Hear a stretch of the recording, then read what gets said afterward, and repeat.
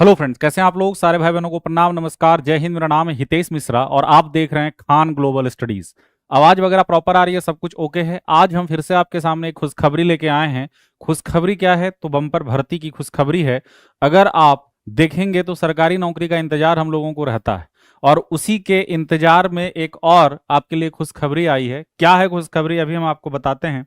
सबसे इंपॉर्टेंट बात यह है कि गवर्नमेंट ऑफ इंडिया, ठीक है, ministry of communication, department of post में आपको पता है कि ग्रामीण डाक सेवक जीडीएस का ऑनलाइन जो है शेड्यूल 2 जुलाई 2023 वो आ चुका है। और इसके बारे में ही भर्ती का पूरा इंफॉर्मेशन है, कहाँ कितना भर्ती है, कहाँ पर कितना पोस्ट है और इसके लिए क्या क्या चीजें चाहिए होती हैं, पूरी जानकारी अभी हम आपको देंगे।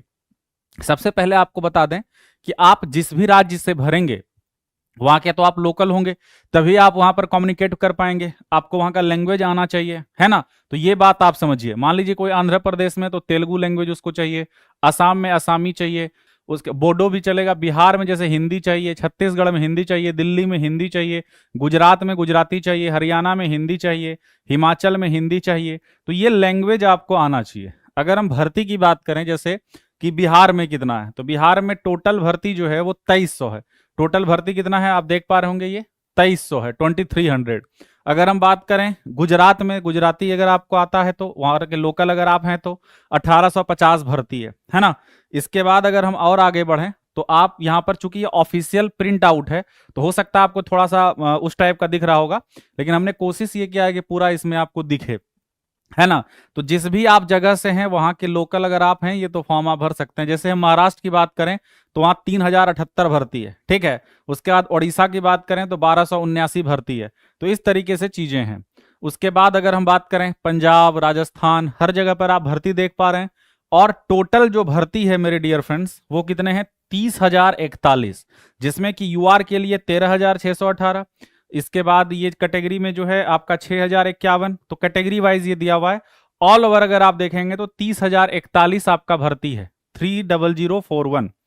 अब बात है कि इसका जो है रजिस्ट्रेशन कब शुरू होगा। तो रजिस्ट्रेशन शुरू 3 अगस्त से हो चुका है और 23 अगस्त तक ये रजिस्ट्रेशन आप कर सकते हैं।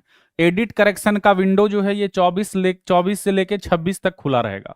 24 से लेके 26 तक खुला रहेगा, ठीक है। दो कैटेगरी है इसमें, बीपीएम, है ना, और दूसरा क्या है कि एबीपीएम, डाक सेवक जिसको आप कहते हैं। तो ये दो कैटेगरी में भर्ती है। उसकी जो स्लैब दिया हुआ है वो 12,000 से 29,380 और इसका जो है 10,000 से लेके 24,470 इसका ये स्लैब है। अगर हम बात करें कि ब्रांच पोस्ट मास्टर क्या करता है, जॉब प्रोफाइल क्या है, तो वही डे टू डे जो पोस्टल ऑपरेशन होता है ब्रांच पोस्ट ऑफिस का, वो उसका काम है। और इसके बाद अगर हम बात करें असिस्टेंट ब्रांच पोस्ट मास्टर क्या करता है, तो सेल ऑफ स्टाम्प, स्टेशनरी, जो भी उसका वहां पर सेल होगा वो, टू असिस्ट बीपीएम, मार्केटिंग और प्रमोशन, ये सब उनका काम रहता है।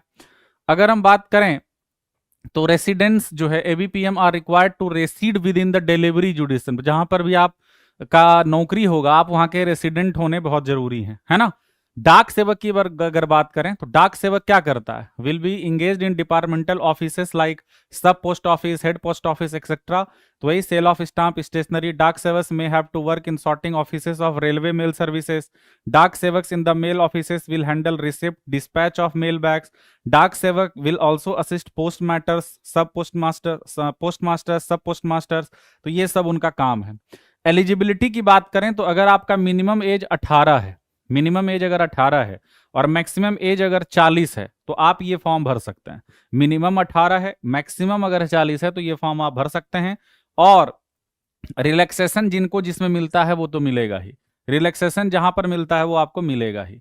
अगर हम बात करें एजुकेशनल क्वालिफिकेशन की तो अगर आप 10वीं पास हैं, एजुकेशनल क्वालिफिकेशन की बात करें तो अगर आप 10वीं पास हैं और उसमें मैथमेटिक्स और इंग्लिश था तो आप जो है ये फॉर्म भर सकते हैं। और अदर क्वालिफिकेशन क्या है कि नॉलेज ऑफ आपको कंप्यूटर चाहिए, इसके अलावा नॉलेज ऑफ साइकिलिंग चाहिए और एडिक्वेट मींस ऑफ लाइवलीहुड आपके पास होना चाहिए, है ना। रिजर्वेशन जिसका जो मिलता है वो तो आपको मिलेगा ही।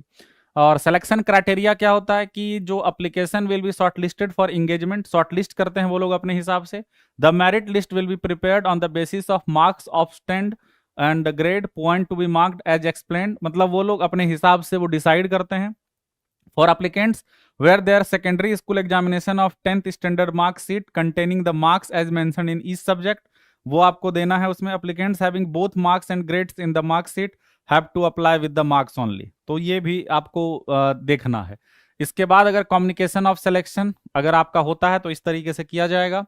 रजिस्ट्रेशन जो है आप जो अपना साइट है इंडिया पोस्ट GDSonline.gov.in पर जाकर कर सकते हैं, कहीं कोई परेशानी वाली बात नहीं होगी। पेमेंट 100 रुपये आपको इसमें लग रहा है, ठीक है। तो ये पूरा इंफॉर्मेशन था, बाकी आप साइट पर जब जाएंगे और अच्छे से इन चीजों को देख सकते हैं, समझ सकते हैं और आप इस फॉर्म को भर सकते हैं और अपने लाइफ में अगर आपको चाहते हैं कि लोकल में कोई सरकारी नौकरी मिल जाए तो आप इसके लिए जा सकते हैं। उम्मीद करते हैं वीडियो अच्छा लगा होगा, तो ये हंसते रहें, मुस्कुराते रहें और जुड़े रहें खान ग्लोबल स्टडीज के साथ, और इस तरह के अगले वीडियो के साथ जल्द हाजिर होंगे। सभी को थैंक यू।